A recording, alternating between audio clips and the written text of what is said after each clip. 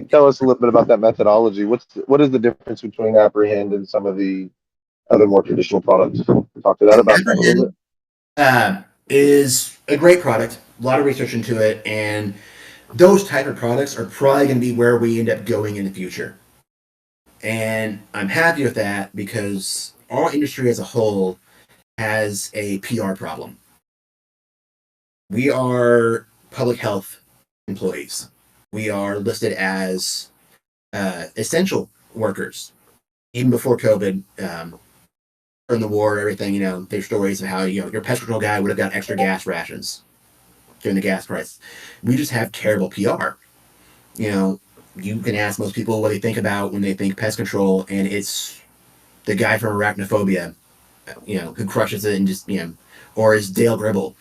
Not the fact that, this is public health. Like, you certified applicators have more credit hours in a year or in your time period for licensing than some states allow for teachers and everything like that. You're dealing with these pesticides, these insecticides, these biological knowledge that it's very important. The diseases you guys will have to come across, the things you're protecting people from. It's just, we don't have great PR. There's nothing different between us and a plumber, electrician, besides they have trade schools and we don't. And but there's tons here, arguably, that it's the same thing, just the companies are doing the training. But so Apprehend, being a more biological agent, is going to be able to, and what's fun that if you guys are using Apprehend and you want to make sure it's actually doing its thing, take some of those dead bed bugs, the fresher ones, put them in a Ziploc bag with a wet paper towel. So you got to have about 100% humidity in there, and the bacterial spores will come out and they'll get all white and fuzzy. And so it's directed towards those bed bugs. The biological agents and biopest control in general is going to be great because it's going to help us focus on treating just those pests that we're going for. Now, that's going to sound counterintuitive when I talk about how we probably brought down bed bugs and were able to get rid of them. But I'll go ahead and say that now. My theory, which I like, of how we were able to cut the bed bug population down, has to do with roaches.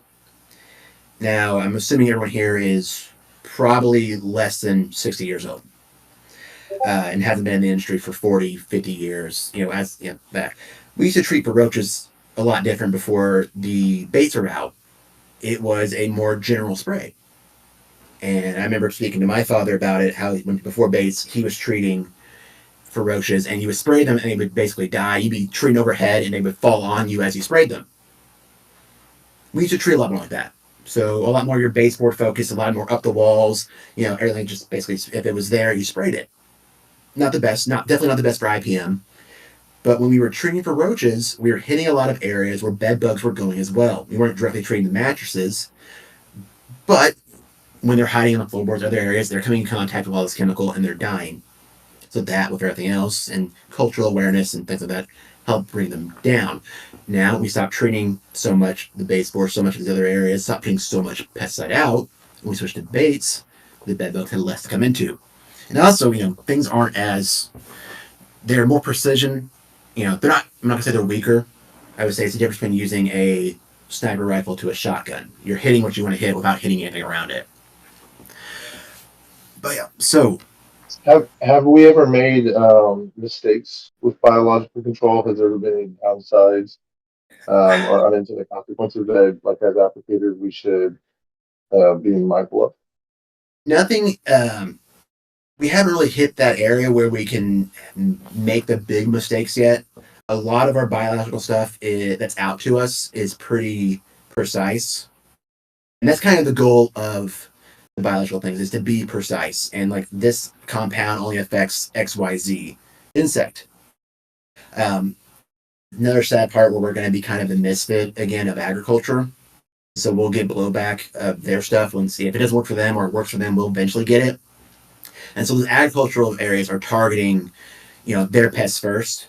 And then they might notice, well, hey, it works for, corn webworm, or it works for, this beetle.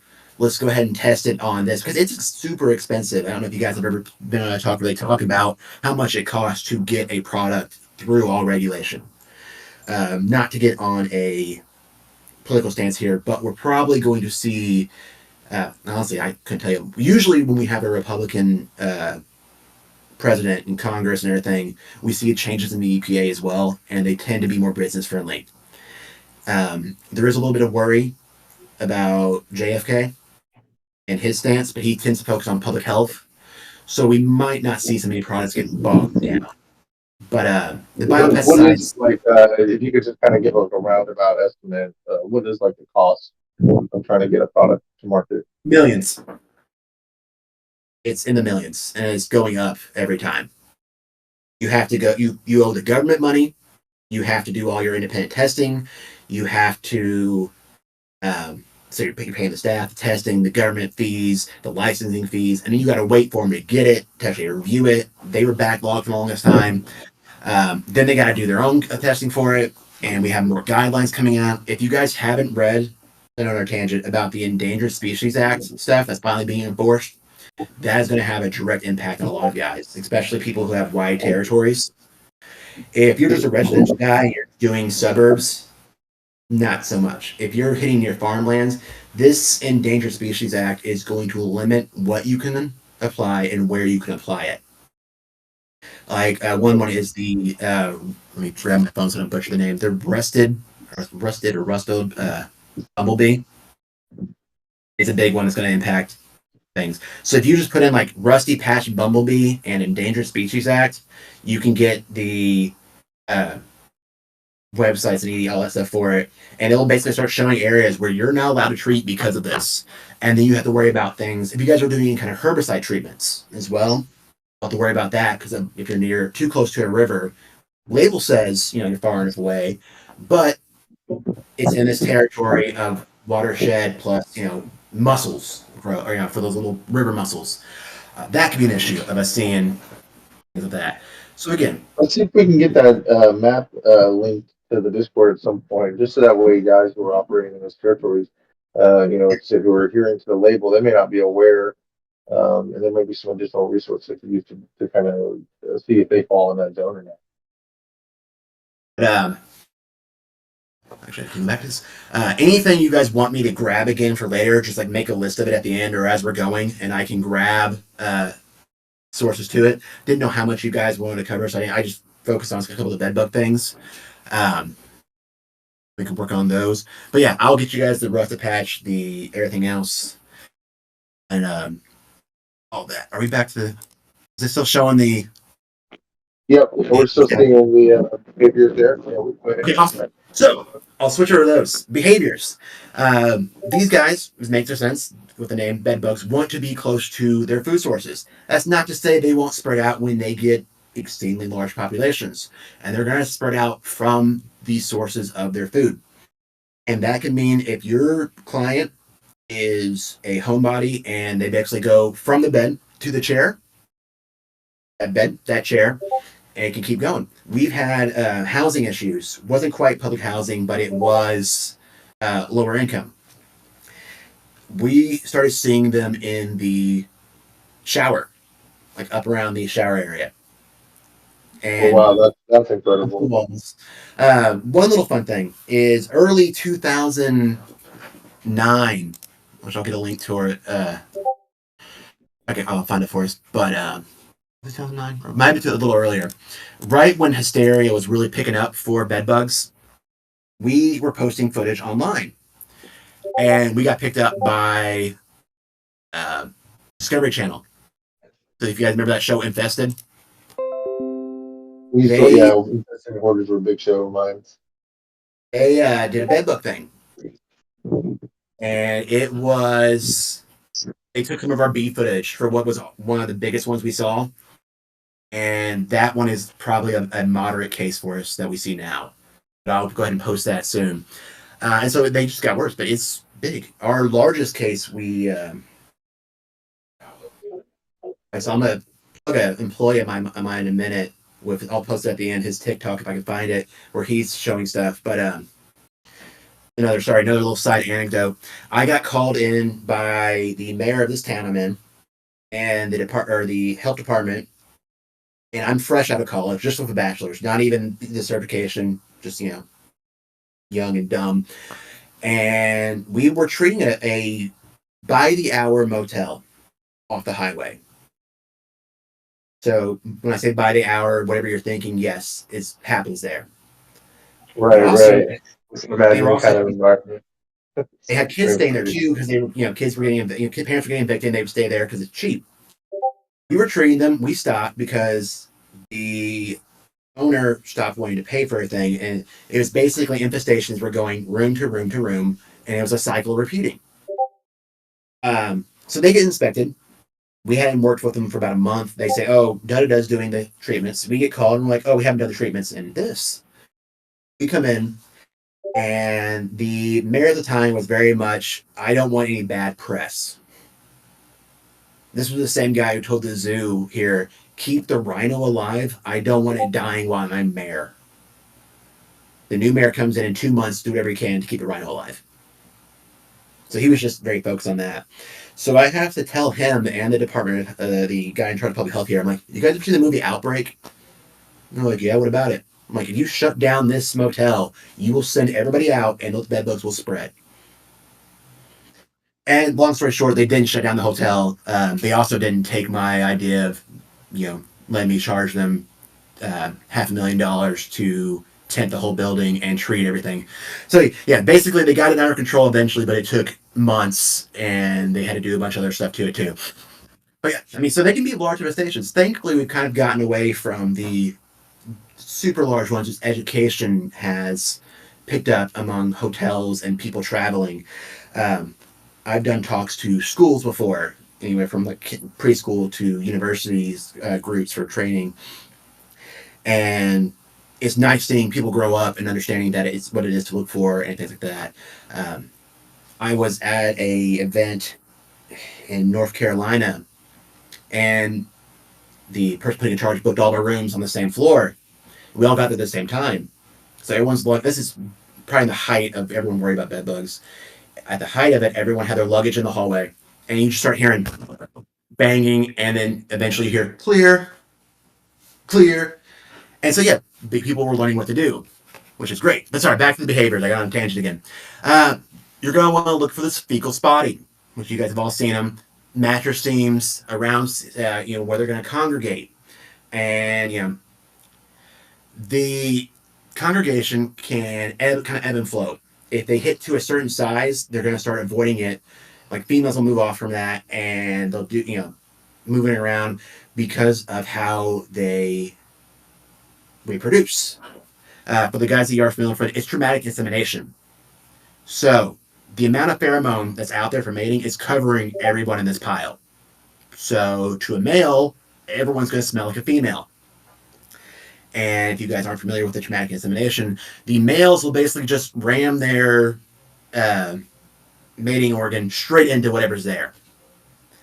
And they don't always hit the right spot on the side here for the females. Sometimes they're going to hit the wrong spot and the females will have damage. Sometimes they'll hit other males. And so they're just kind of going for whatever's there in the pile. Um, and they prefer to hide in areas like paper or wood or paper or so, plaster. Uh, they too tend to prefer wood, like wooden bed frames and things like that, over metal. The wood doesn't always seek up right. The metal, you kind of get uh,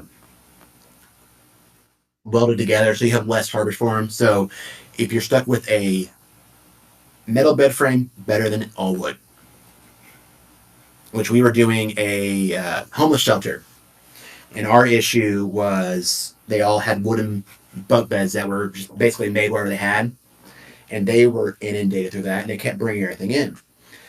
So if you guys are dealing with one of those where you have a constant turnover of bed bugs being reintroduced, some things you guys can do is set up, if they don't have the money for like their own heat chamber or things like that, little mini fumigation boxes. So like a Vapona strip on a airtight as possible container, and they let it sit there for 24 to 72 hours, depending on the station, and label. Always follow the label what's on there, and you can do that. We've done those Vapona strips with personal items, as well as treatments areas that we couldn't treat, that we couldn't dust them or liquid treat them, or we worry about heat damaging them. We had somebody who kept very elaborate dream catchers over their bed, and they were just inundated. And we ended up putting them in an airtight tote, Daytona strip, and treating them that way.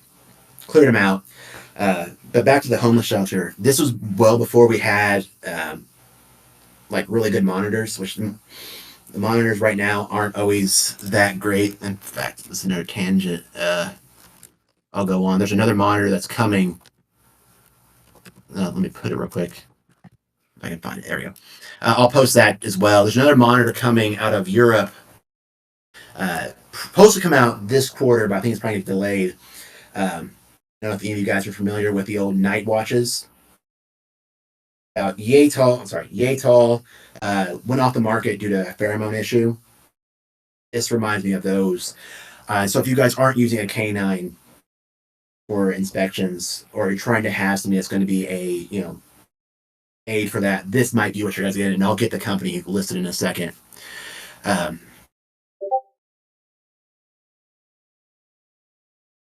But yeah, sorry, back to that. We would actually take the little climb ups through that are available to you guys, and we would take a water bottle with the top open a little bit and fill it with dry ice and create little CO2 sensors that would attract them in. So if you guys can't get a hold of some of the stuff, you can use those. But yeah, sorry, back to behaviors. They're going to have to come out to feed, and they're going to focus mostly on that in the dark. One thing to note is they will feed above 50 degrees.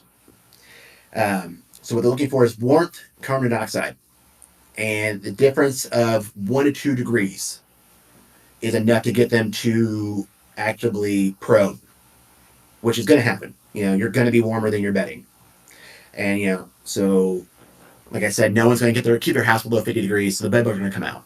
They are very good at living in the circumstances that we've created for them. And another thing I want to point out is, when you guys are dealing with clients, they're always thinking the worst. While the bedbug has the opportunity to spread disease, being a blood feeder, being close proximity to humans, they have not shown any signs of being able to do so. And, the disease transmission does not happen, or the virus is not replicating in the bedbug. So it's different than like your mosquito, where like the malaria, all that stuff, is completing part of its life cycle in the pest. This isn't happening. And but the bedbug is still medically significant. Can cause issues.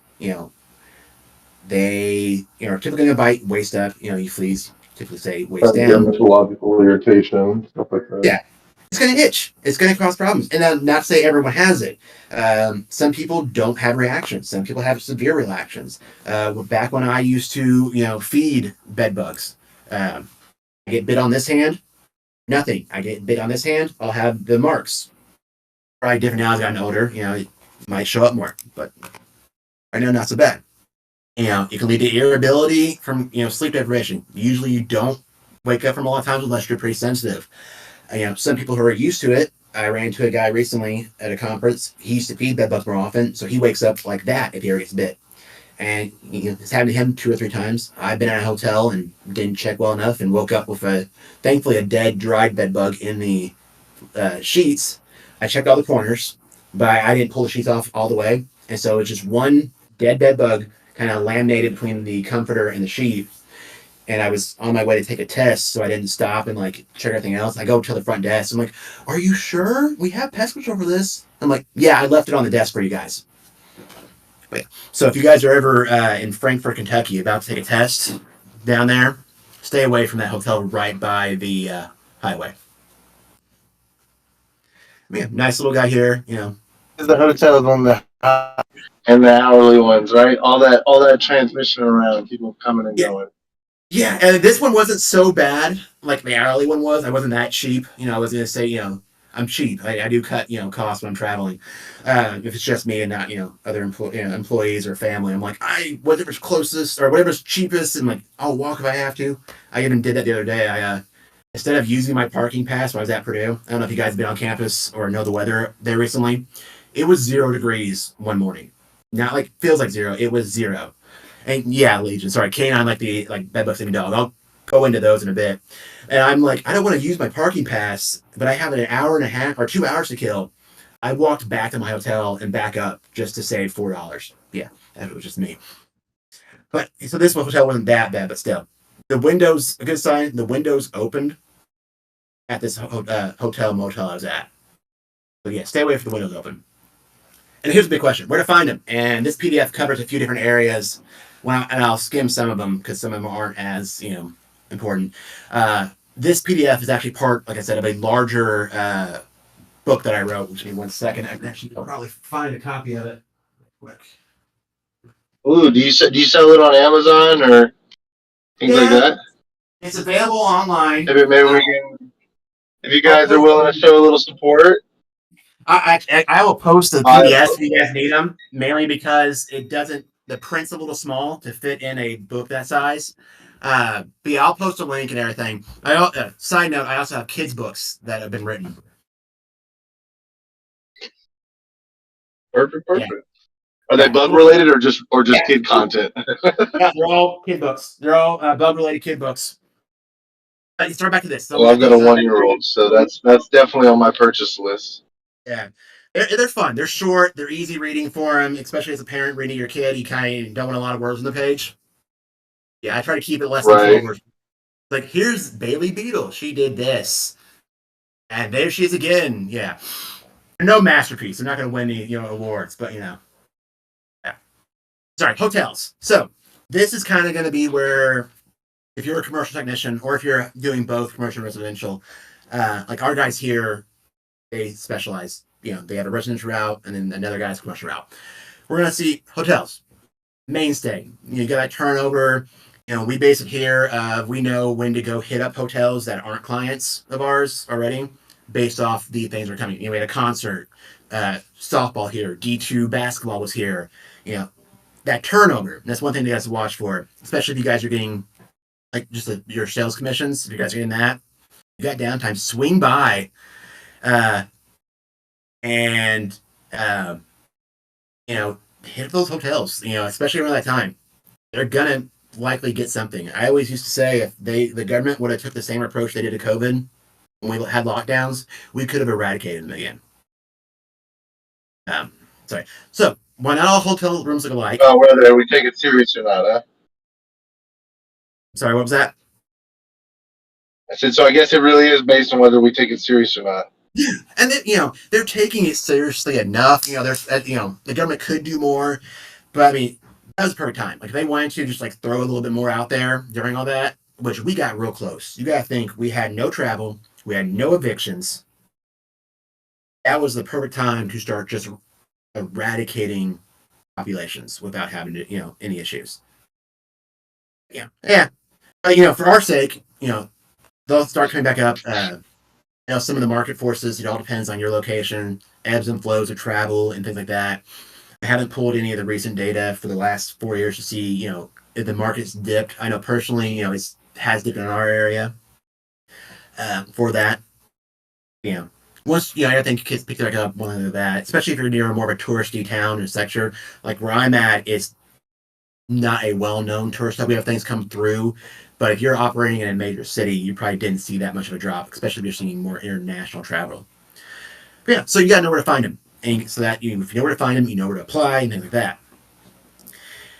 And, you gotta think about it this way: all insects need food, water, harborage. So they gotta eat, they gotta drink, and they gotta feel safe when they're not eating or drinking.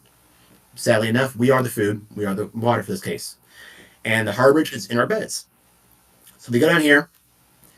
You know, not everything's shown, but it shows the areas you start focusing on. So when you go in, you want to look for those orange areas, the corners of the bed, the headboards, the nightstands.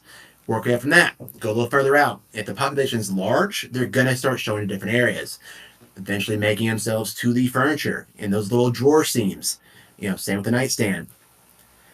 And, and they're not always going to be in the bed in every case. Sometimes you end up with them being further away because they just got brought in. Not to defend the hotels every time, but you can actually have that happen where the person brings them from their home to the hotel. They spot it near their luggage, and they just happen to keep their luggage on that little luggage stand, and it spreads from there. And nice little thing here. I always check now when I go out for encasements on the mattress. Now, they always don't need to have them, but if they have an encasement, at least I know they're doing something and they're keeping track of it. Next area, depending on the type of hotel you're at and things like that, you might end up chasing them around. It might not just be in a room. Lounges can have it too. Take a second and talk about those bed bug encasements. So those bed bug encasements work two ways. How do they, or I'm asking, I guess, do they work two ways, right? So they prevent mattresses from getting infested, or also do they contain infested mattresses? And part B to that question, how does that work? Why does that work? How does it work? Yeah. Okay. I think I have used to have a picture of it. Let me see what I can do. Yeah. Here we go. There we go. We'll jump to that. So the case for encasements. Steve touched on it. They are twofold. Um, they will prevent a mattress from getting infested or reinfested. Um, they will also keep an infestation inside the mattress. So it's all going to be dependent on the quality of encasement that you guys sell or the client is using. The biggest default I see is twofold. Oh, so let's say threefold. It's going to be if they're using the right one for the right thing. You're in some brands, your box spring encasement is hardier than the mattress encasement. So if you put a mattress encasement on the box spring, that's ripping and tearing. And so you got to make sure that's done right. So test those things, sure you have the right for them. Some mattress, not to endorse any kind of product, but I don't know if you can see my mouse on the screen right now. I'm underlining Yeah. protected bed. That I'm not going to say use that. I'm going to say that's what I personally use at home. Not to say you guys need to use that, but that's the one. And some of the cheaper ones have a material issue. Like you can't just go out and say, hey, just get any encasement, because some of those are just to keep the mattress clean. Bed bugs can still bite through some of those encasements. Now, they're not getting out and being prolific and spreading through your home because they're still enclosed, but they still have the issue of biting. The other default, okay, yeah, I don't have a picture of it, is going to be your zipper. Pay attention to how that zipper closes. If the zipper is not closing all the way, you're still giving them plenty of room to crawl out from the zippered area. So you got to make sure your zipper is closed. And a lot of the ones will come with a tiny little zip tie and a little hook there to where you can zip tie that zipper shut. And the clients need to know that you cannot move that. If that zipper defaults, they can walk right out. And it does not take them much room to move around it. They're going to get out if you do that. If you run the case of them spreading, you're going to see this more like with, like if you guys treat any hospitals, they're big on basically just anywhere that person went, you treat. But you got to think of, where that Yeah, we person see went. hospital treatments a lot. This is Yeah. a lot of our guys are in the Houston area. We have a medical center, and a lot of medical hospitals. It's a very common. We almost see them probably more in hospital treatments than residential Yeah. due to Hospital's my big for frequency. us. And it's basically if that person went there, treat it. And so if you're in a hotel and they are not like the rooms look great and the inspections aren't showing up either through, the PCO inspecting, a dog inspection, a monitor inspection, which are nice little monitors you can have, that work like little glue boards in the back. Some do other different things. Um, you know, and I'll link to the companies that are going to be producing this later. Um, and you're not finding them in the rooms, there's other places you can check. So the lounge, like the customer comes in, they sit down, their suitcases right next to the couch. I've seen a lot of people, they hang out in the lounges. Still could have brought them with them. Higher end places, luggage storage. They're gonna store your luggage for you. Your luggage comes before you do, or your flight gets delayed, or you gotta check in at 3, but you drop your luggage off. They could put your nice, clean suitcase right next to somebody else that's gonna have an issue, and they hit you right Do in every we room. do we see any significant activity for cruise lines? Cruises oftentimes seem to take your luggage and do that before dropping. The possibility is there. I'm in a very landlocked area. I don't do a lot of work with cruise lines, but that's a great train of thought. As the all the possibility is there. I would just say some of your cruise lines. I don't know if you guys ever been like on a cruise or watching the stuff in the back behind the scenes. issues, they have a pretty good staff. They're going to have people ready to treat while it's there, type thing. And so they can basically quarantine things like that. But yeah, that's a real risk of this, the luggage transfer, the room transfer, because those rooms aren't huge. And we can think of how those guys can move. We've seen them move from, unit to unit in an apartment where they follow the pipe or they, things like that, walls, and they can get to them. So yeah, that's a major issue for them. The nice thing with the cruise ships, though, is they are self-contained. And so you, basically, once you have people, you can, get it quarantined, get it done and treated. And they're, their staff is, I'm not gonna say they're better trained in some areas, but they're gonna be more diligent and focusing on that because they are bringing these things in. Um, Another one that's been a little rare, and this is gonna come from it, is break rooms. In the sense that you have staff bringing them in. So a highly infested purse, clothing like that. I actually, in one of the talks the other day I was at, they came across somebody having them in their toes, like on the under the toenails. So these infestations can get large, and people can bring them in odd ways. Another gentleman, they're saying, at the bottom of his shoe, he had a hole in it, and he was basically getting out of bed, putting his shoes on, and then going anywhere else in his house. They were living in the little creak or little cracks in his shoes in the sole. So yeah, sometimes you just got to think of where they could possibly be falling around and who could be bringing them in. One of the biggest things I always say is, as we get older, we kind of stop um, looking at the world like a child would. And so the child's going to think, oh, where's this bug? The kid's going to get on the ground. He's going to look around. And we don't need to be embarrassed to do that too. Like, I need to think like the bug. I'm going to follow it. It's going to come around here. It's going to do this. These are the behaviors. Some of us can get away with it more than others. I can always just be like, oh yeah, entomologists are weird. And I don't talk to anybody for 15 minutes as I'm staring in a corner. So we gotta get away if we can. So we touched on prevention. It's education, which education is a big thing with all the stuff we're doing. Is we still have that perception of our industry of just spray it, just bomb it, just nuke it and do like that, and just take care of it. It is just as much what we know and what we're doing as it is the client understanding what's being done.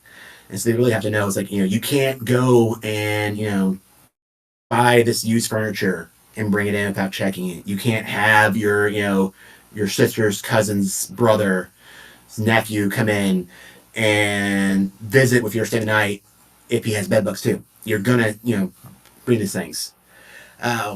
We'll skip along to the next one real quick because we talked about encasements.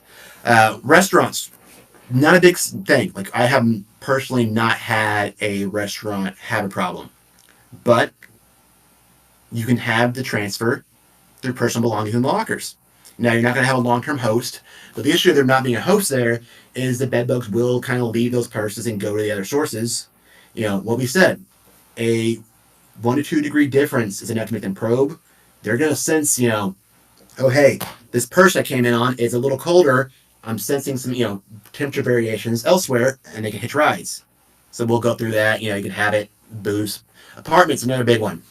In apartments, you can get that multiple level infestation of units. So always go in, and if you have a complaint in one unit, check the touching units around it too.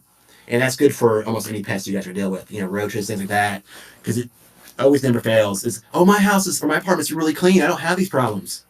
Well, the next door neighbor's a hoarder and has, 15 takeout containers and things like that, and there's roaches everywhere, but they don't say anything. And same again here, we have the orange sections, where to look for first. If your infestation is super large and you're seeing it everywhere, go ahead and start checking other areas where they can congregate. So if the humus hangs out there, check it. Just before, cracks and crevices. One thing though in apartments is how these things spread. We got a nice little picture here of, units touching and everything like that, the townhouses, going right through there. And we have watched people take out a mattress, take out a couch, and put it by the dumpsters. And somebody else, 15 minutes later, walk out there and grabs it and takes it. And, I'm guilty of this too. I mean, in college, near the end of semesters, people would start throwing stuff out. Oh, hey, I could use that. we grab it. I mean, in my dorm, we carried up a couch and put it in our dorm room one time. My wife's futon in her dorm that she used for years was a dumpster snagged one. So yeah, it can happen. But entomology major at the time, inspected it. Made sure it was good. So one of the things you guys can do is start marking the furniture when they put it out there. Orange spray can, just rip it up, things like that. Tell the Well, that's a apartment great manager idea.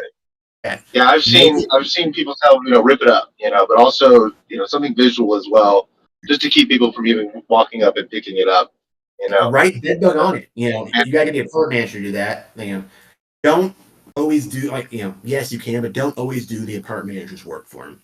You know, if they have if you're going around and they give you keys when you're treating, make them organize the keys. It's not your job. Your job's there to take care of pests, not get their key system. Prevention, another thing that is education. Break the stuff, paint it, spray paint it, write bed bug on it, put a sign out at the dumpster saying, bed bug furniture. Another thing, one thing is, even if they're getting brand new furniture, tell your clients to look at it. Because that brand new mattress getting delivered, that company is probably taking away the old mattress. So unless that company is wrapping the old mattress in plastic before they put it in and I mean well wrapping in plastic before they put it in the truck, your brand new mattress can be on the other side of the truck from that bed bug infested mattress. Or it can be right next to it. ooh, I've never even considered anything like that. Yeah. That's And incredible then knowledge right there. also think about your rental center places. So your places that could take furniture back if you don't pay the rent for them, and you rent owns, the RCA's and things like that. They can be a good turnover of furniture that can be infested.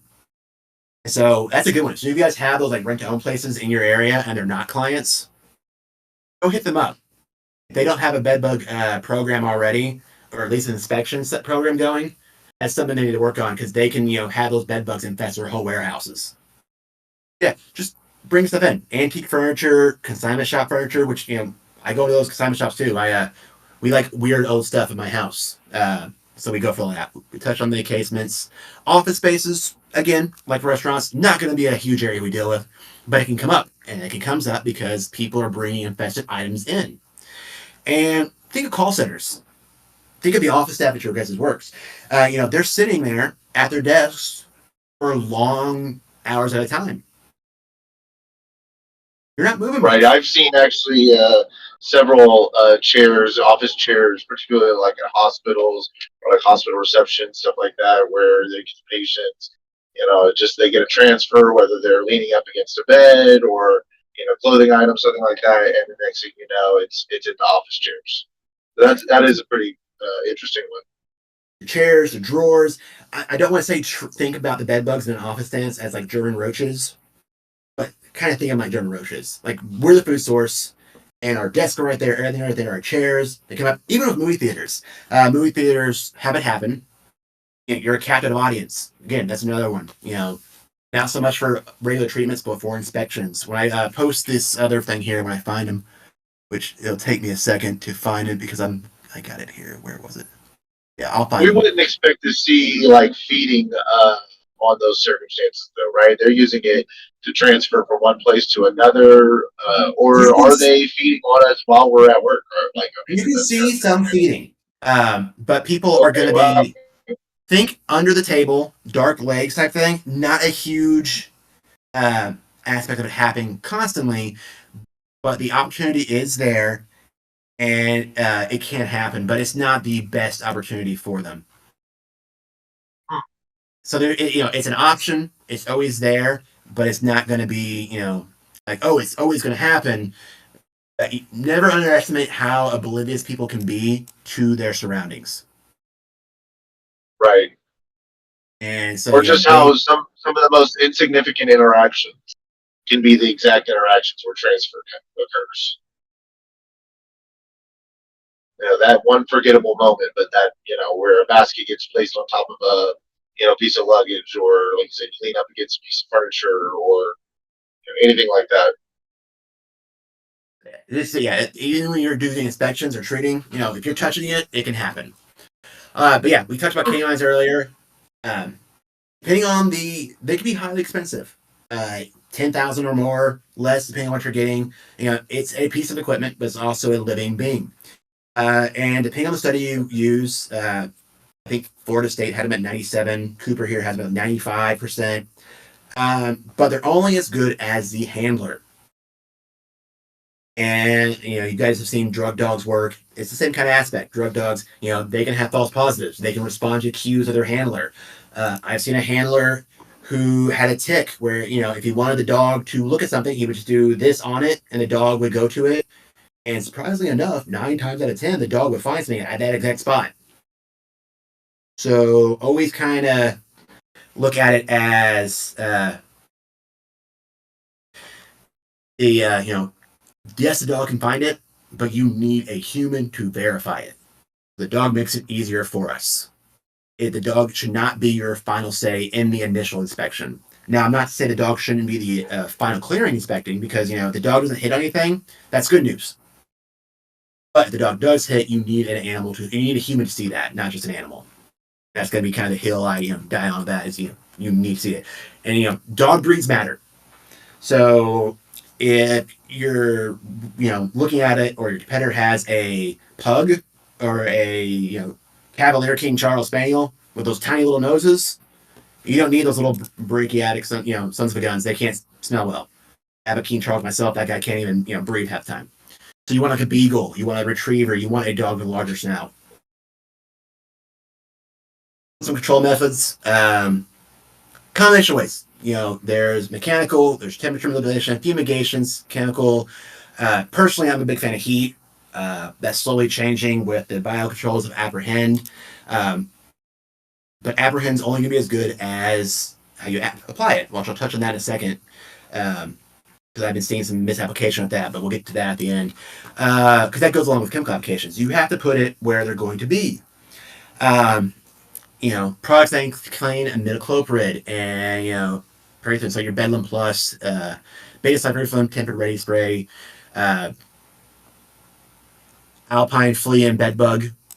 Again, I'm not endorsing any product, but if I had something at my house, Alpine flea and bedbug would be something I would consider. Ignore the fact that my undergraduate capstone research was with green and Alpine and stuff like that too. But yeah, not endorsing any product, but yeah. Well, no, but I think this is definitely the section where our audience is going to be the most intrigued. They're actually out there trying out different methodologies, and like you said, even if you're not endorsing it, if there's something that you're doing, if there's a methodology that you're doing that's working, definitely feel free to mention the products that you have used that are successful. And definitely touch on that kind of step by step process on we can role play a couple scenarios if you want, as far as like the different, populations or like different, types of environments we would treat them in. But mostly, just like in your ideal way or your ideal situation, right? If you could plot it out on paper, how would you treat the perfect bedbug treatment? Okay, so with that kind of mindset, I would have a chemical barrier for the bed bugs that are not on the mat. Like some products allow you to treat box springs. Some don't allow, some you can treat the actual, mattress. It all depends on what label you're following and what you're doing with. So I've seen other products do well. Some MGK products have done well, which I'll say this, MGK has come a long way from when I started to where they are now. MGK used to have like 3 products and they recommended it for everything. Now they've come a long way. Um, So, a chemical product like your Alpine Flame bed bug in the areas where the bed bugs are going to come up if they're not actively on an encased mattress. And then I would, you can use some steam applications for the cracks and crevices of wooded areas for a closer knockdown or for a quicker knockdown. Same with a vacuum. I'm a big proponent of heat, controlled heat. I'm not a fan of the propane heaters because they work too well, too fast to too high of a temp. So like the glycol systems, the electric systems, which electric can be a pain because you got to get power to them. So a steady controlled heat. So as you rise in temperature, you can bring them in, and then then out, and they start dying. And then you got to get them come in contact with your pesticide. So he can be a little faster. and heat can be a more thorough treatment if you can get the heat to penetrate into that. Again, like any tool we have, it is how we use it. Um, Speaking of heat, so what are the kind of like drawbacks or benefits to doing like general heat, right? Like just heating up a whole room or a whole building, using large space heaters versus something like really targeted, like a steam application or a small handheld steamer. What are your thoughts on those two different methods, even though they're both using heat? yeah, Steam is great for a targeted application. So I have a small infestation. They are hanging out here in this corner of the bed frame. And I've seen nothing else anywhere else. A dog didn't alert, all that stuff. They saw three. You can steam that spot right there and kill the eggs and the nymphs and the adults and probably take care of the whole infestation if it's small enough. Whereas heat is great for a larger infestation. So your chemical or your heat, your steam heat, you can justify a cheaper cost for that. Your heat treatments, depending on how big you go, last time I price shopped, you can get smaller systems for 15,000, and sometimes they can cost over 100 grand. So as a PCO or as an owner operator, you are making that investment. So your heat treat, like your full house or full room heat, tend to be more expensive. Whereas you can spend a couple $100s for a chemical and steam, or closer to 1,000 for a heat treatment, which can still be cheaper than a fumigation uh, treatment. Which fumigation is going to take your whole home tenant off and be much more expensive, and it's going to kill other stuff and more intrusive. Whereas heat, you can limit it to smaller areas. Uh, and typically, you do not need to treat a whole house with heat. You can focus on heating the areas that need it, one or two bedrooms, and then there's other heat applications you can do. They have like heat pop-up tents and heat chambers now that are pretty good. And like any product, they kind of run the gambit of really nice to really bad. Super sweet lady at these events I used to go to. She was singing her jingle to you. She was the sweetest lady ever. I wouldn't buy the product because the heat chamber just didn't fit well. It was kind of piecemeal and things like that. But yeah, later on I can go with you guys about some of the products I've seen that aren't made anymore, just for you, so you can hear some of the funnier stories about it. But that's kind of the ones where it's like great idea, not the best application. But yeah, so you can mix and match that with like big old heat lunch boxes, basically, which is what we sold one to that homeless shelter, and they would just start putting in their uh, bunk beds in there and heating them up. And it was great because what's fun with that, they had a little port window, and you could just wash and bed bugs would fall off stuff. Um, but yeah, and so aerosol applications can be used, dusting baseboards, uh, all kind of those things. All the dust is going to come down to personal preference of how you guys feel when you are applying it. Everyone kind of has their, I prefer this dust because it doesn't flow out as fast or doesn't clump. If you are seeing clumping in your bellow dusters, put a rock in the little, open it up, put a rock in there. Kind of helps break it up when you shake it. Kind of like when you see rice in salt shakers. That kind of mindset. And as everything, follow your label. They're great for telling you where to do it. But when you're dusting, focus on voids, screw holes, cracks and crevices, and you do not need to go overboard with the dust. Think of the dust in comparison to what you're treating for. So you don't need dust covered everywhere. The dust that gets into it's going to get in there. It's going to desiccate them, or it's going to get in those spiracles. It's going to get ingested. It's going to do what it needs to do, and it doesn't need a lot of it. I know I'm going to touch on apprehend more later. Same with apprehend. Like, you do not need a lot of apprehend to do its job. One or two spores that once they get in the bedbug are going to be all you need. So you do not need to paint with these chemicals. Again, it's a sniper rifle, not a shotgun. Electrical covers, watch for all that kind of stuff. Don't get yourself electrocuted. But I've seen plenty of them where they'll come out of the electrical sockets, and you'll see the smearing and the blood meals they drop off just coming out from electrical sockets. Yeah. Steamers. Oh, yeah, the steam heat, they all vary. Some steamers are better than others. You got to make sure they can hit those temperatures. Any bed bug exposed to 212 is going to die on contact. Back to your heat treatments though. You want to gradually bring it up there, and certain temperatures kill certain stages, and about 135, 145, the research goes back and forth, but 135, 145 range is going to kill all life stages on contact. And so when you're treating with heat, you got to make sure the fans are blowing it around. So that means you have to go in there with a digital thermometer and take heat treatments and move stuff around and get that airflow, which is one downside to heat is you're in a sauna when you're doing it. Yeah, there's a nice picture of the kind of like heat chamber lunch boxes. And on the other end of heat, some companies do use a freezing agent. Um, and they can use that to do the kind of the inverse of the heat and to take care of it. And your heat compared to like your chemical treatments, your heat's going to be faster because if you're successfully heating a whole room and you penetrate deep into the walls and you do all stuff, you're killing on contact. Whereas chemical, you have to wait for the bed bugs to come in contact with it and then be affected by it and then die. So then you're kind of leaving your client to have maybe a couple nights of dying. Like even apprehend takes a little bit of time to get dead, and they'll tell you the makers of apprehend they want you to stay in that bed. They want you to be in the bed because they want you as the bait. And so it's got to manage client expectations. You have to basically say, we can do it a different way. It can be faster. It's going to be more expensive. Or we can do it a slower way, and it's going to be a little cheaper. And then you as a PCO have your callbacks to go to the inspections. The nice thing about apprehend is they effectively eliminate the 2-week follow-up.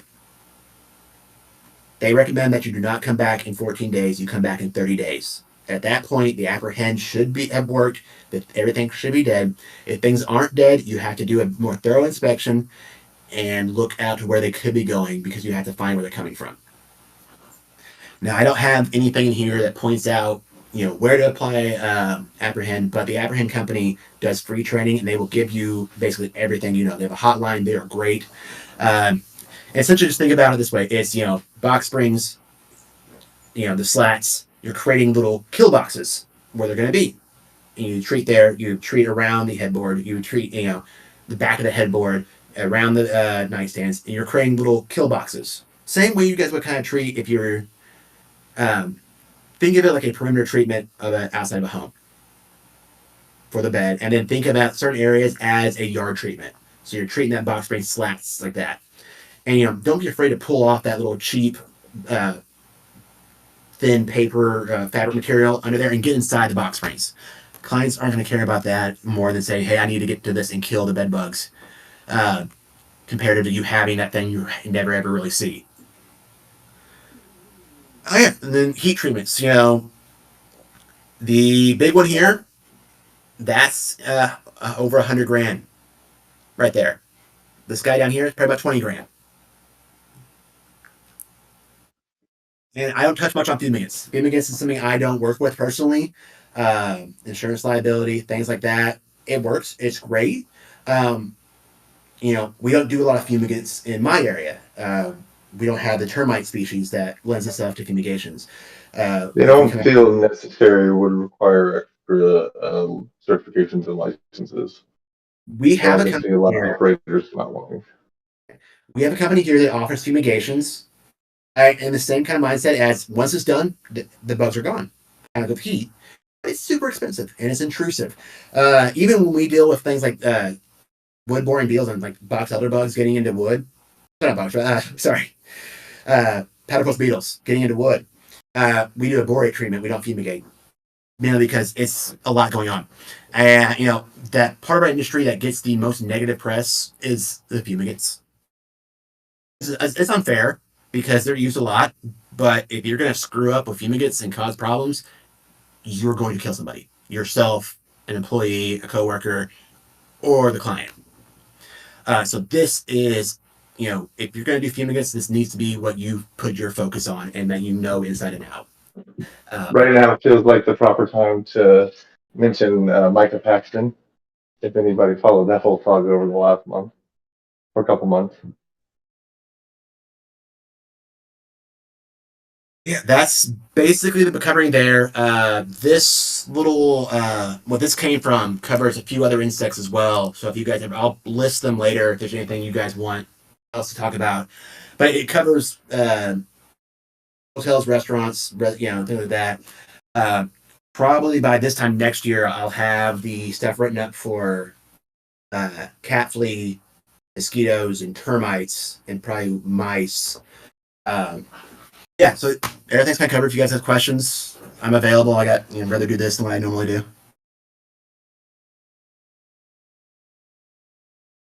Any product you guys are working on that you're interested in, I'm going to go ahead and close this draft out so you don't have to look at that. But yeah,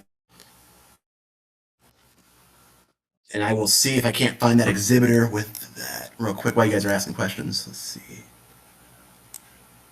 Yeah, if anybody wants to pop into the chat or request to speak, just hit the little hand icon down at the bottom, and I can bring you onto the stage here if you want to ask, bring me some questions, have a quick little dialogue.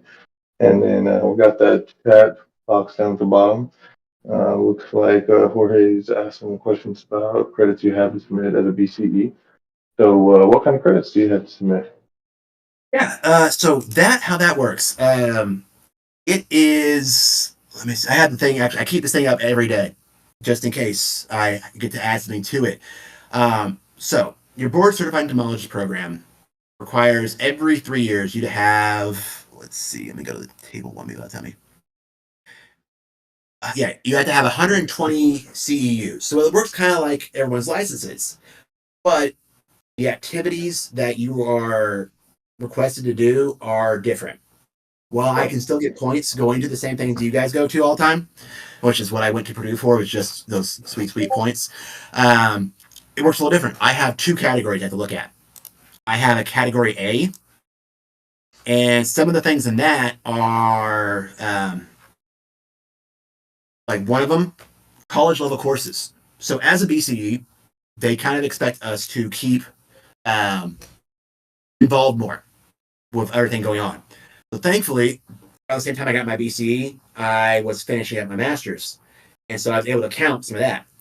And so a good chunk of that came from there. Like category A is the harder one. And that requires the bulk of the points. Like you got to have, I think, 72 of the 120 have to come from category A. And that covers everything from conferences, training. So going to the same kind of courses you guys go to, taking new exams and getting new licenses, which is a pain in itself because with every new license comes another set of CEUs you have to get. Uh, Special activities. The one nice thing is I can get credit for reading. Like a chapter a month gets me 1 point, roughly. Oh, wow, that's actually pretty cool. It's nice. It gives me a reason to keep up. So, I will pull Malice and I will read about ants. Uh, or I will do book lights. So if I get a question and I'm reading about it or I'm consulting on it, I will then I'll answer the question or say, hey, I need time. And I'll go through Malice and I can count that. Reviewing, editing papers and books. I wrote that little, I don't have it in me, it's in the other room. I wrote my little training guide. I edited chapters in that. I can count that. And then they have exceptional merit stuff that counts for it. And then category B, that's consulting and teaching. So I can take what we did today and took about an hour. I can have a request hour for that. If I get called out to a place and they need me to consult on their program, that counts. I went to the pesticide review board advisory meeting. If you guys are near Indiana or have heard anything going on in Indiana, they are a complete cluster right now with all their laws. A guy got a fine, and he didn't agree with it. He should have had the fine, in my opinion. He sold his company. He then got a politician and a lawyer friend, and they started passing more laws. So in Indiana right now, the PCO themselves are less controlled by licensing than a homeowner. So our department of it, we use the state chemist, so like our equivalent of public health or state or ag, um, yeah, they basically have been neutered. Like our advisory board, completely neutered. They can't set any more laws anymore. But yeah, I went to that, and I'm basically well off now in terms of not having to worry about them. But we'll see how that goes. Yeah. So So we I touched a little bit on the CEUs and how to, renew them, and a little bit of what your life looks like. Tell us a little bit about what is BCE open up the door for opportunities for. What is the day in the life of a board certified entomologist look like? Well, basically, with that is I segue the BCE, which you don't need a BCE to do this. I'm on the MPMA technical committee. So every other month, I'm part of that. And so it's kind of like the bridge of how we can take some of this knowledge that's coming from research, coming from grad students, coming from universities, and making it relatable or practical to the everyday PCO. Um, which, because, I'll even say this as I've been around all of it, not everything the universities are putting out there is always going to be great for what we do in the field. And I say this as a BCE, I feel like the ACEs are better in the field than the BCEs. I'm kind of in a rare spot where I'm, second generation, I did all this stuff, before all this and did a lot, uh, yeah, I'll give an ace. Like, I personally know an ace, 100% better identification than me. Like, that guy is on it. Uh, but you talking about behaviors and some of the more advanced science, not great. But with technical committee, we're working on right now is one thing they're finishing, the other thing they're working on uh, is they're about to put out information to help everybody with termite treatments and building structure. So foundation types, what you're looking for, basically a rundown on construction. So like a floating slab, your footers, basement construction, the crawl space construction, which I would argue a lot of termite guys after the first couple of years already have that. But really great for the new guys, and just kind of understanding construction methods and everything for your treatments and the math with it. So kind of taking depending on your guys' state and what you have to look for, taking what you're getting tested on and giving you another thing to look at besides the book, which a lot of these training guides put out by states aren't always really user friendly. Like one of the first things I did here when I started working is I took the Indiana guide and rewrote the whole thing into a study guide and put a test around that. And we jumped from and changed our study material and how we did it. We jumped from a 52% pass rate on the first try to an 85% pass rate. And now our average exam score is about an 88%. And we had to rewrite it. I mean, because it has stuff in there that just wasn't great. And like we started with, the test was here's some birds, here's some grasses, here's this, there's this, there's this. And, it just wasn't like, let's break these out, let's look at it. And sorry, the other thing that companies work on is how to take a photo, which is going to be great. More so for the people in your offices that are the ones who get stuck identifying everything. And it's going to explain, don't do this, do, how to take the photo so it's easier to identify, especially since we're kind of going away from getting good specimens and mainly just doing it based off photos, which kind of Right. sucks for me It's hard to because think. my background has always been dichotomous keys. Like everything I learned for identification was keys. And so, and now we got people who are great at saying, "Oh, it's this, and this," because they memorize it. And your phones. I'm not familiar with the iPhones, but your Google lenses on your Androids, like I said, are great. Another thing, let me get the link for it. I don't know how many of you are familiar with iNaturalist. They have a new app out, and it is essentially building a identification app for a lot of that stuff, which I'm going to go ahead and link here. And yeah, Also, I want to go ahead and take this time. It does look like we have a couple of questions starting to build up here, as well as a request from a speaker or from one of our audience members. So I'm going to go ahead and tap them in and allow them to ask away.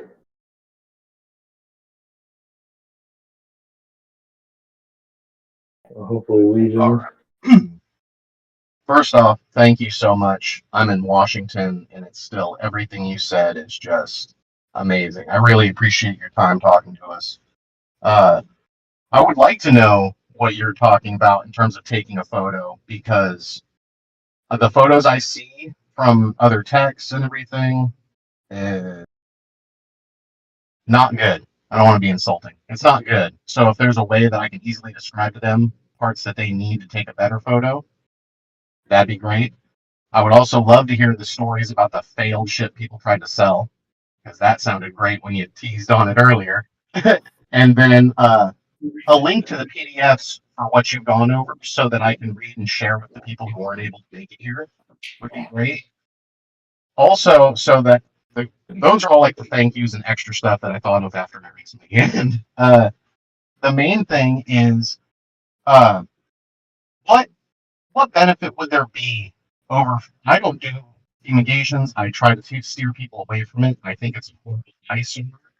And when I try to manage expectations when I go out to jobs, some of them assume that that's what I'm going to do. I'm going to tarp everything off and I'm going to fucking nuke their house from the inside. What can I use verbally communicate that the steam and apprehend or whatever chemical treatment I'm going to do will be as effective? Is there something I can fall back on to tell them I don't want to tarp your house out of? Well, that's Micah's tarping it, hint it. Yeah. So That's a great the question. yeah, great question. With the photos, as soon as the technical committee releases it, I'll get it to you guys. And my next meeting with them is next month. And whatever we say in there, I'll just go ahead and tell you guys too. But with, and I can't reach it right now. I got it put up on my shelf. I have a shelf if I can get to look at right there up top of either old products that aren't anymore or products that failed. And I can't find a picture of it because the company scrubbed the one that was supposed to be a silver bullet um, product. And they were like, "You gotta get that back. You shouldn't even have that." I'm like, "You ain't getting it." But with the perception of this, I don't know if you're a one-man operator working for smaller company or what. You can message me and I can pop on and talk to clients if you need that kind of thing. Mainly because I'm greedy for my points. I'll count as a consult. But the analogy of sniper rifle to shotgun, or basically saying your whole home is never infested with the same pests. Now, termites, yes, can be in the home, wood boring beetles, but that is not the creature we're dealing with right now. The bed bug, unless they have a very severe infestation, the bed bug is not going to be in the kitchen. Yes, you could see some pop up in the laundry room as they're taking laundry back and forth or bedding and all that stuff. But the host isn't there. We have to explain to these clients that you need to focus on the fact that they're the food. The bed bug's not going far from their food. I don't want to, my wife and I have joked about moving out into the country and, doing sourdough and chickens and goats and, off grid. I don't want to live that far away from my favorite ramen shop. I'm going to stay next to my food source. You don't need to treat these areas that are not where they're going to be. And the products have changed. And I've noticed a lot of people who just tin it, nuke it, fumigate, they tend to be a little older. And that's kind of what they're doing with their mindset is just nuke it, just do this. It's even got to tell them my product here I'm using or the way I'm doing it is a tactical nuke. We don't need to treat your whole home anymore. We don't need to do. I'm not even big. I keep talking about not doing most of the baseboard treatments on interior treatments. Because that's not where the bug's going to be. Targeted, applications. You can bring up IPM. It doesn't mean too much to the everyday person, but it's integrated pest management. The industry has evolved. The industry has gotten better, with our treatments. We don't need to honestly spray and pray and that we hit it. Everyone here is highly educated. They are highly licensed, and the expertise is there. Oh, that's a good one. I'll get that one soon, George. Yeah, I've actually dealt with delusionary parasitosis. Sorry. I got enough Perfect. with that. And let's go ahead and get our other requester here real quick, and then we can go through some of the text questions. Yeah.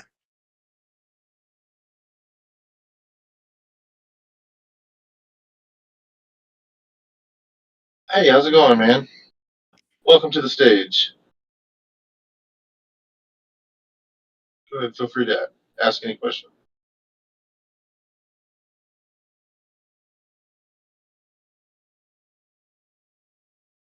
Are y'all there? Can y'all hear me?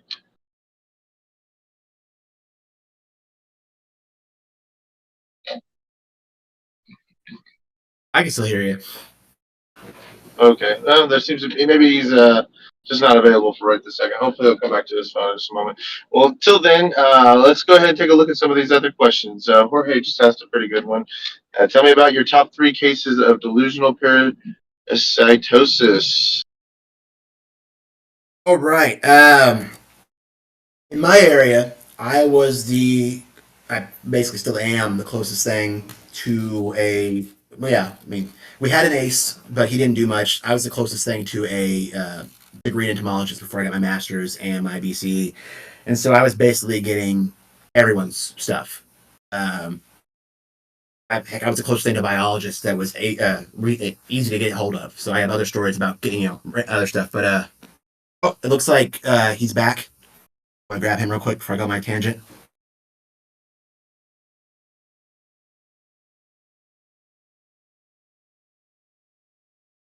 Or I can answer this and come back to him. But so the first one, a very nice lady, and this is more of a cautionary tale for you guys too. Um, what you're gonna get with delusional parasitosis, in my experience, is female, emotional stress, big life change. So she became the sole income for her family. Her husband wanted to open a bar. Bar wasn't doing great. She goes to work off some stress in her garden, does some landscaping, comes up in a tree, a shrub tree, gets her hair stuck in a bird's nest. There's birds mites in it. Nest gets removed, all that stuff. She starts having issues. Itching, scratching, problems, little breaks, little cracks, and everything. She goes to a dermatologist friend. Dermatologist friend says, I can't find anything wrong with you. Yeah, you're itching, you're scratching. Check the dogs, your pets. He blames the pets. The vet goes to the vet. The vet says, oh, there's nothing wrong with your animals. They're fine. Go back to your dermatologist, have them do this. So those two bounce her back and forth. Eventually, it comes to me. And I'm at this lady's house. I take my big microscope, not my little field one, my nice microscope, go near everything. I check the dogs. She's crying while I'm there. And I do all the landscape check. I'm like, you're good. I'm like, stop going to the dermatologist. Stop picking at stuff. This same lady took apart her washer, which, good one there. If they ever take apart their washer, odds are probably there. That's a lot of work. That's dedication to take apart the washer and clean it and do all that other stuff to it. Check the dogs, check everything. She's good. I refuse to treat. She gets upset. She calls another company. They charge her about $600 for an exterior treatment. Yeah, it's never been meth yet. So far, it's never been drug use. But yeah. Sorry. And she's like, thankfully, this is what snapped her out of it, because she's like, the other guy didn't treat. The other company said no. And they treated and charged me $600, and nothing changed. So she got her money back and then some. I'm pretty sure the state got involved in all that too. And so she got better. Never heard from her again, but she did get better. I saw her in passing. The bar, closed down. Husband got another job. She did better. Um, the other one, which spoiler alert, turned out not to be delusional parasitosis, turned actually to be thrips infesting seed. So this other lady went through everything. Multiple people, doctors, other companies, came back to me. And so I'm in her house, and there were about 15 minutes. She's like, I always feel weird or like something happening down here. Chicken feed. He had thrips infesting chicken feed. Other lady, I'll do one. Another one. This man would come in. Okay. Yeah, sorry, not the man, I'll do the woman. This lady dropped off 6 commercial grade bags of clothing. She was a bigger lady, older lady. And she's like, it's infesting my clothing. It's doing all this. It's, picking everything off. I went through this lady's clothing for about an hour. Mask, gloves, everything. Just to be like, no, you're good. Yeah. All right, I got 2 more because I'm ready to do one more. Yeah, she had it. She went out to somewhere else. I almost got stabbed once because of a delusionary parasitosis case. And this was the one, it was a man. So older, not super old, but traumatic event. There's always usually some traumatic event, you know. His mom just died. They shared a house. Mom's room was closed off. He did have some kind of stored product pest in the kitchen. Swore it wasn't that. I take somebody with me. I always take somebody else with me on delusionary parasitosis cases when I'm on site. He takes his bedding off. He has a buck knife. And I don't know if I have anything. Yeah. Makes this look small. So this is your everyday thing. His was about out to here. Buck knife. So yay big, out to here. He just starts stabbing at his mattress. He's like, "What's this?" I'm on the natural. I'm like that's lint, not a bug. See, doesn't have legs. Doesn't have 3 body segments. He just keeps getting frustrated. He's like, "Fine, okay, just get That out." would be terrifying. The guy I went That with would be was next slowly level backing out. terrifying. He was already backing out and out into the kitchen. The second stab, like poking the mattress. He was willing to leave me behind. Yeah. All right, and the last one. Well, looks like our other entomologist is popped his hand up too, so I'm going to bring him in. Go ahead and tell your story, and then hopefully he'll be able to get his microphone situated during that time. Go ahead and tell your story.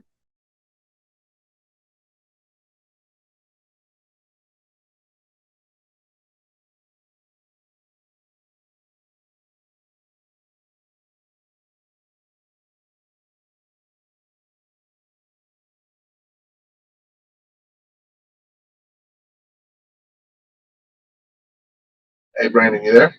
Yeah, I'm still here. Okay. Shofu, can you got your microphone working, buddy?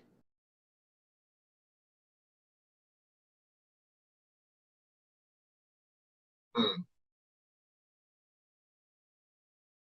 Sounds like you're still having some issues. His requests are still going through. Also, it'd be really cool to get you, Jorge, and Shofu, if y'all are all entomologists, it'd be really cool to get like a panel discussion going on. Okay, there's he muted himself again. Maybe he can get his.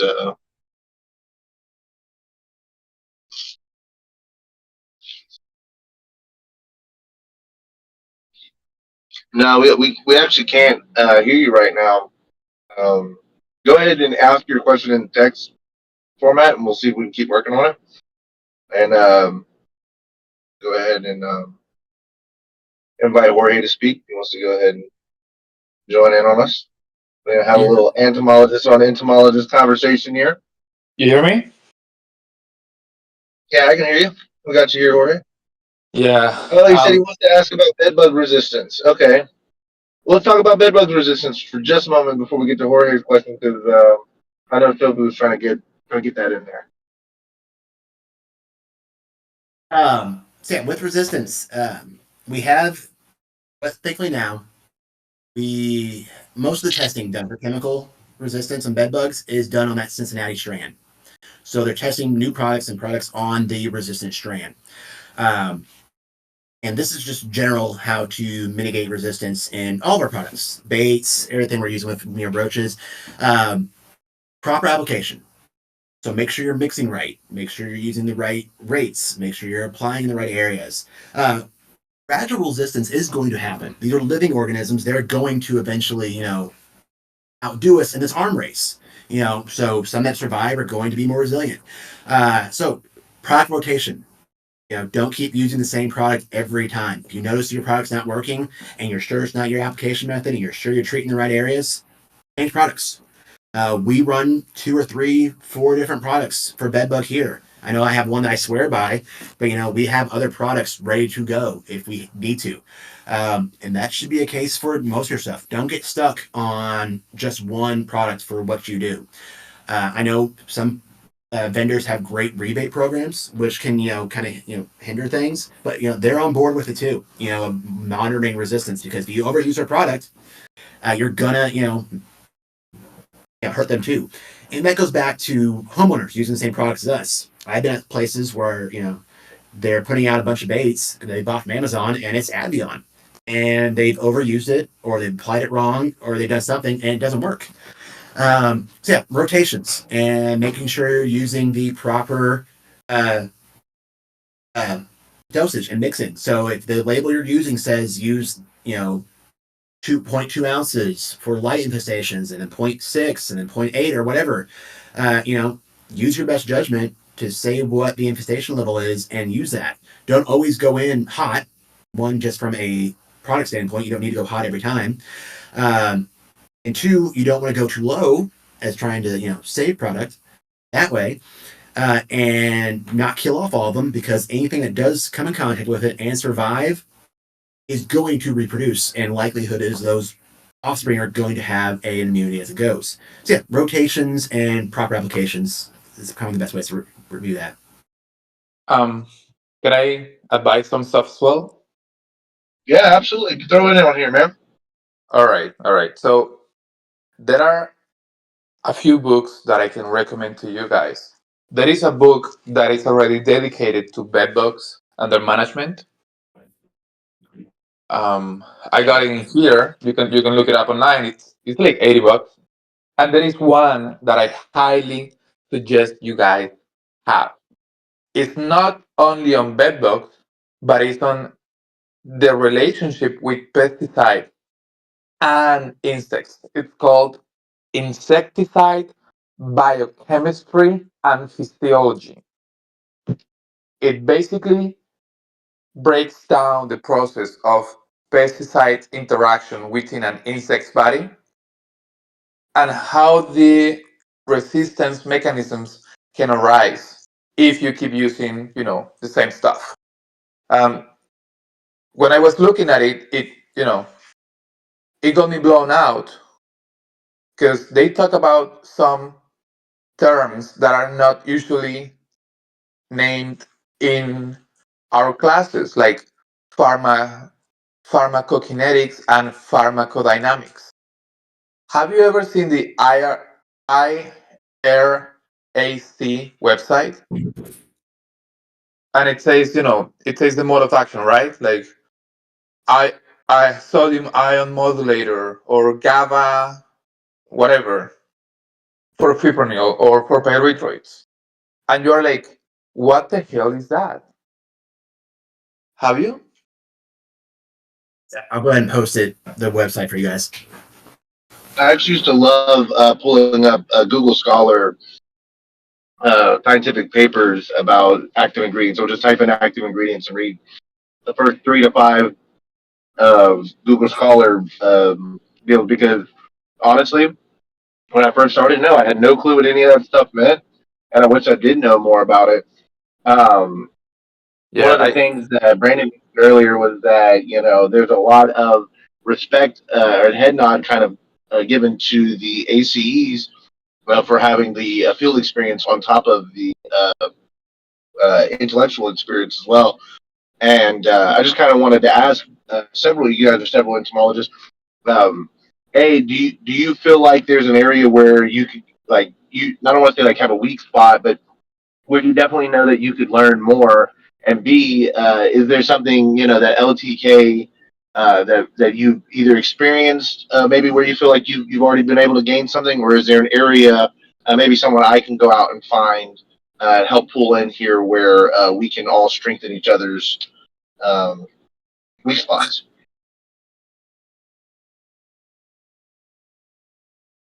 Honestly, I think just communal knowledge. I mean, we have people from different areas that are seeing different pests most often.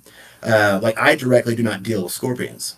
I also don't deal with you know drywood termites, something like that. I don't You know know, termite.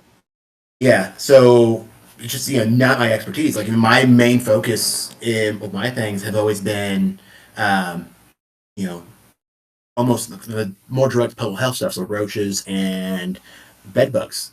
I am honestly probably the worst identification entomologist you guys will meet. It takes me a long time to get through it because I'm a little older, and like I was saying, I had to have my keys. Like I got to have my dichotomous keys, which you don't see as much anymore, sadly. But yeah. I mean, like honestly, I will grab identification from field guys nine times, like people working in the field, 9 times out of 10, they are faster with it. And because like I said earlier, like you guys, we all kind of work on that. We know what we know, we don't know what we don't know, and that kind of comes from like you guys see it every day. You know exactly what it is. This. On the rare things something comes up, that's what ACs and BCs are for. But when it comes to like straight, this is what I'm working with. I know it. Field techs are best for that. Yeah.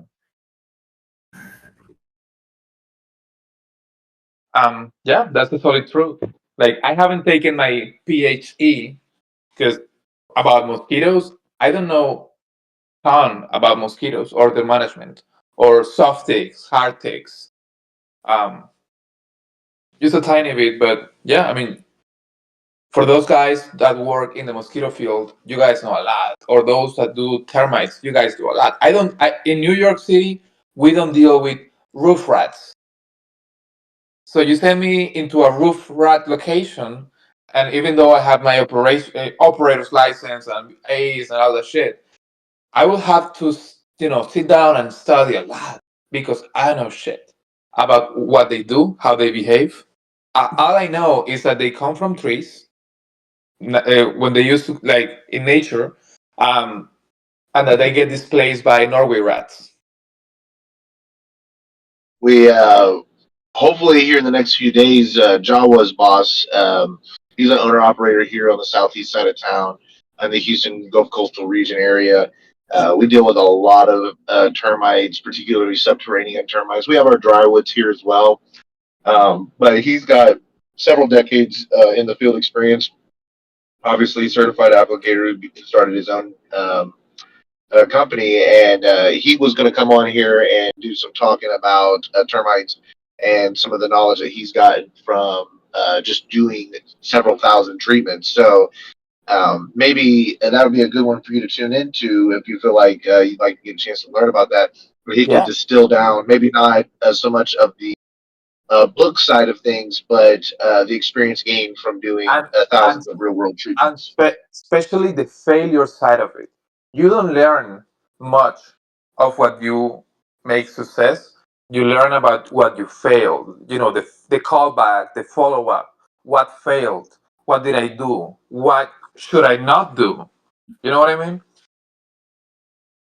Absolutely, absolutely. I really do think that failure is the best opportunity to learn, particularly in our industry, right? Because that's one thing I particularly don't like when I see, a problem customer, is called back 2 or 3 times and I show up and they're like, well, you're not going to treat all the baseboards everywhere. Well, that's what the last guy did, and I'll very quickly quit back and be like, okay, well, the last guy, if that would have worked, then it would have worked. We're not going to repeat insanity by doing the same thing that doesn't work, and so we're going to try something different. We're going to try something new, Yeah. No. and then I think that's really the mindset of is where is that failure occurring, and then pinpointing it not as a bad moment, but as a opportunity to realize uh, you missed something.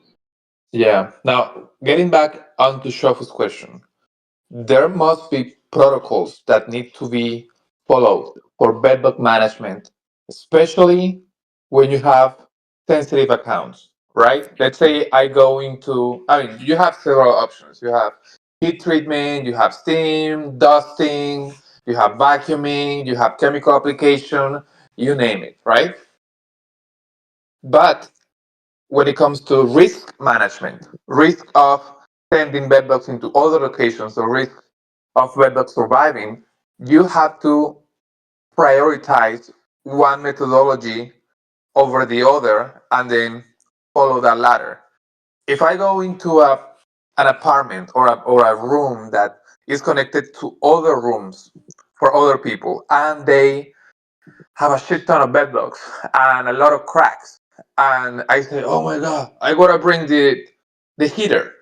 The heater that heats up the room. But I don't think about sealing up all the cracks and crevices and isolating that room. And I just turn that heat on. What's gonna happen if I do that? Some bedbugs are gonna feel the change in the environment and will go into those cracks and crevices and potentially just go into other bedrooms. So no, you have to think about containing the infestation first if it's too big, right? So if it's too big, what should you do as a technician? Um, you can go with the vacuum first, right? If it's too big that you can easily vacuum them up, go with vacuum and sterifab.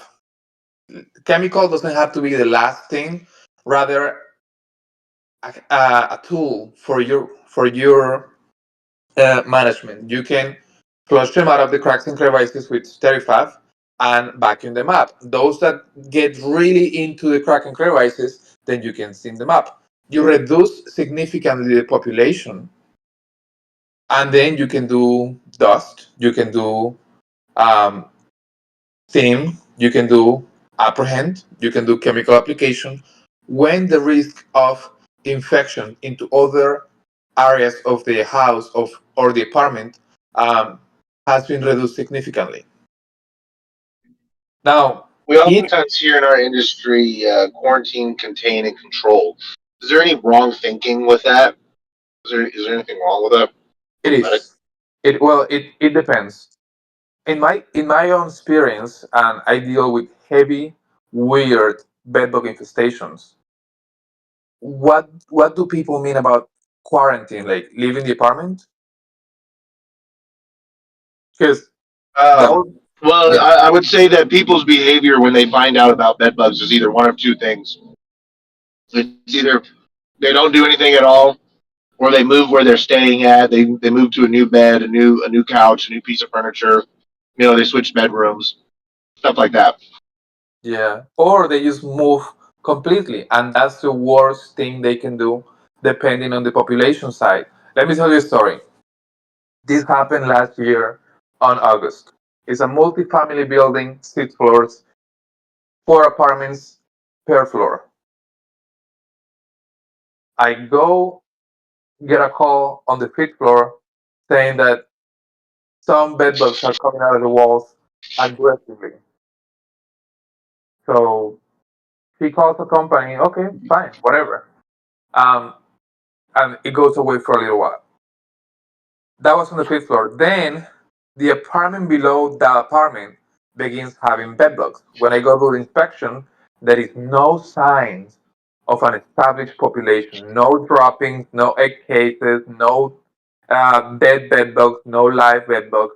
The only bedbugs that I was able to find were the ones that she got to capture, but they were fully adult bedbugs, and she was getting like uh, an acute an acute attack of Man, bedbugs. this is like descriptive of a situation I'm dealing with almost exactly right now. So it doesn't make sense if there is no sign, yet you're having so many adult bedbugs and you haven't traveled, you work from home, you haven't gotten anything Yeah, from no Amazon. visitors. Yeah, Right. yeah. So, okay, then out of nowhere, we got a call from the 3rd floor. They, but this one was weird. We go there, they were out for 2 months for the holidays, the summer month. Um, when they came back, there were hundreds of bedbugs throughout their apartment, in the kitchen, on the ceiling, in the bathtub, in the living room. Guess how many bedbugs were there in the bedroom? Several hundred. Zero. Mm. How So come you have they had all gone on to seek for a new meal. They abandoned the mattress. They abandoned the bed. nothing on the bed? No signs on the bed. These people are very clean and they were down for 2 months. Why will they be zero signs of an established infestation in that apartment, yet you have 20, 30 bed bugs on the kitchen sink, on the floor, on the ceiling, you know? Right. So, shit. Okay, fuck. We go there, we treat whatever. Apartment next to them, they were gone for like 4 months. When we when they go back, same situation, bed bugs everywhere throughout the entire apartment. Not where they will be if you think they'll be, like, why are they in the kitchen? Why are they in the ceiling? Why are they throughout the floor? Why don't they have aggregations? Why there is no poop? Why there is no feces? It and then below that thing, the same shit. Heavy infestation. So it was it was two apartments, A, B, A, B, A, B in that line. A, B. So all of the apartments in the A, B line were out of nowhere infected with bedbugs. Heavy. Out of nowhere, no signs. Turned out the guy on the second floor,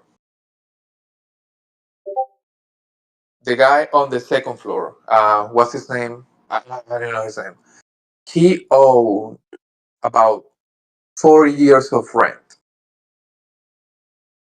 He did not notify anybody about his bedbug situation. He was non-reactive.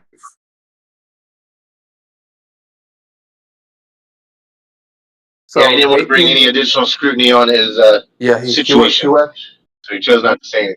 yeah, he was just non-reactive, and he wasn't gonna complain about that because then people will be like, okay, you haven't paid rent in 4 years, you have a massive bedbug infestation, get out.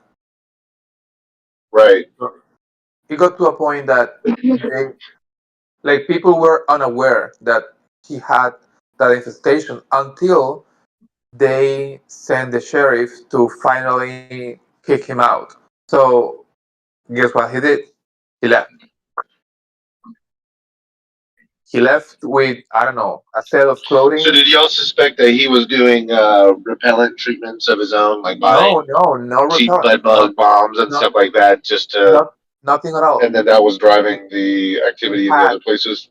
he had so many bed bugs. He wasn't a hoarder, but he had so Oh, I many, may have stepped into an area of some bad service. That's okay. yeah, so So, many bed Brandon, bugs. kind of circling back around to you, buddy. You still there, Yeah, I'm here. Yeah, with the Brandon? I'm here. Can you hear me? Bueller? Hello? Bueller? Bueller? Hello? Yes, no. Hey, that's okay. If we end up with a network error, disconnect, or our guys are just burnt out here, they have been. Oh, wait, somebody can hear me.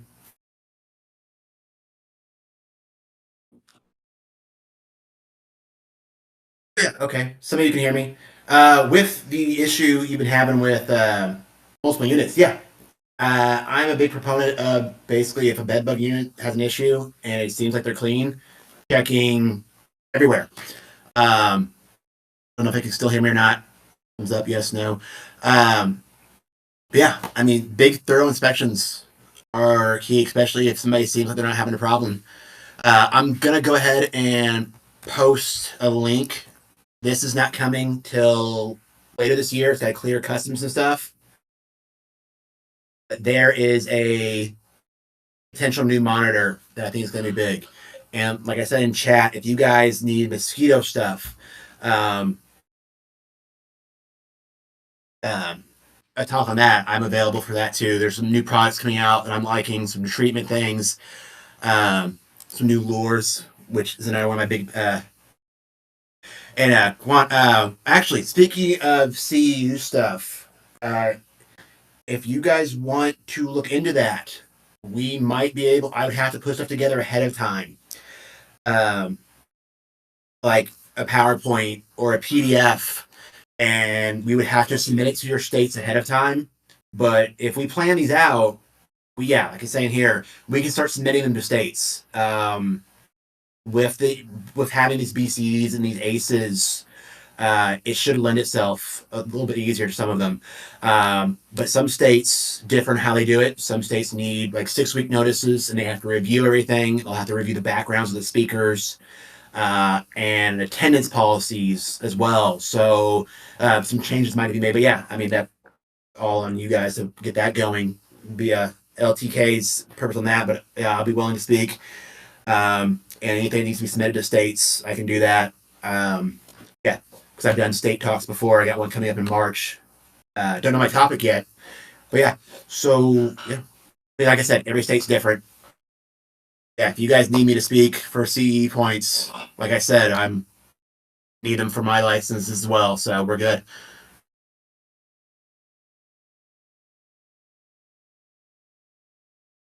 No, in Indiana though,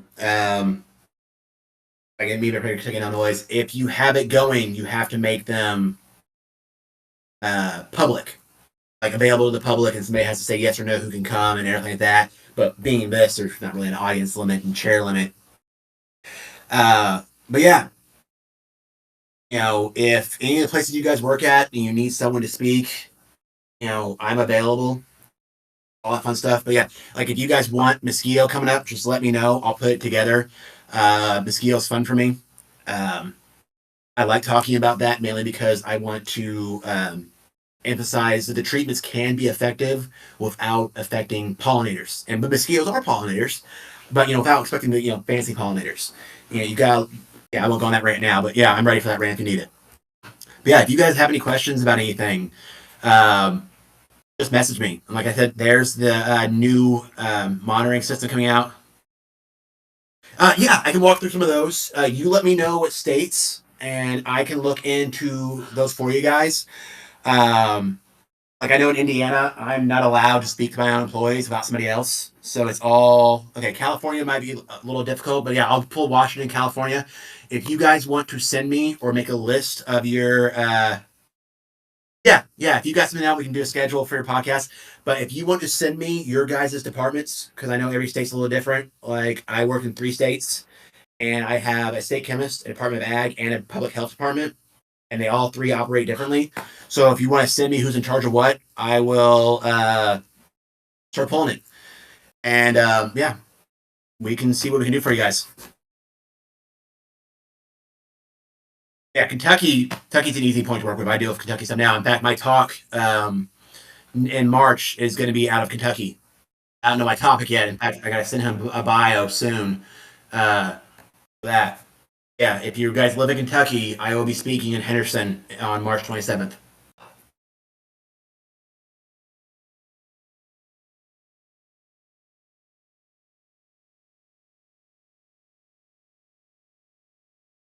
Yeah, any further questions? Any other topics you guys want touched? Let me know. If it's not something I am that good at, I can either point you in the right direction or study up on it and get us through it.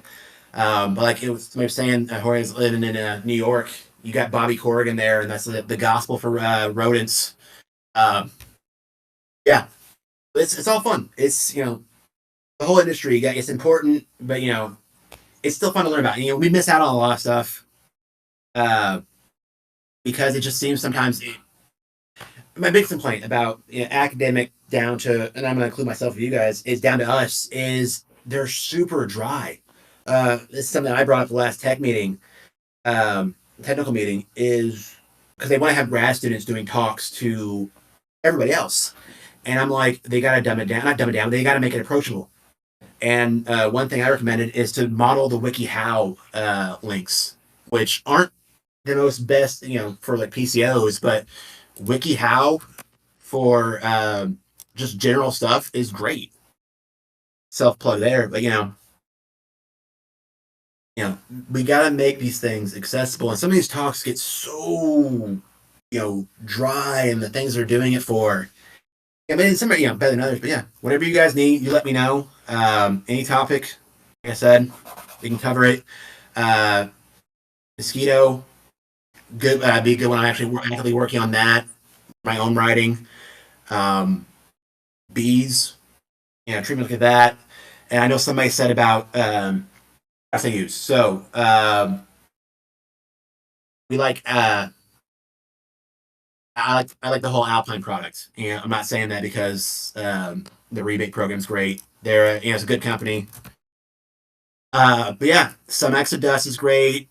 Bedlam, we don't use it personally. I hear a lot about that. Even your Crossfire, I've been hearing a lot about Crossfire. We've used that a few times. Again, follow your label. You guys know where to treat. The product is only as good as where it's being applied. And, but yeah, if I had to pick my gospel, it's going to be the Alpine flea and bed bug, and I like my tempered ready spray. I'm not against using products that are nice and easy to use. There you go, folks. Right there. That's the gospel. Nice and neat. Well, hey man, what a perfect way to put a bow on it. Again, thank you so much for just taking all your time, man. 2 hours. This was awesome. This is incredibly informative. I hope we did catch most of it on the record. If we can, we'll get it snippet back to you. Make sure that you got the link to all of that, and I will be following up with you on the CEU trainings that we can do to get everything accredited, get people their hours, get you some hours and just kind of broaden this thing out to several different states. It's cool to see we got someone in here from Nigeria. LTK is really going worldwide, and every bit of effort that you guys are putting into this is really making us better out here in the field. You're helping us out, and we are making the world a better place. We're helping to take care of our communities. So. Brandon, again, just a second, just double thank you on everything.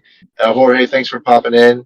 And I'm gonna go ahead and close out the session. We can hop back into the daily field shenanigans. Everybody can, feel free to shoot the shit, share. Brandon, just because we're plugged with things doesn't mean we're gonna be booting you out. So if you want to hang around and do some kind of extended Q&A and some dialogue, let's go ahead and move everything over there. Yeah. Wear your PPE. Cool. Yeah. Wear your PPE. Good words of advice. Awesome, guys. Thank you so much.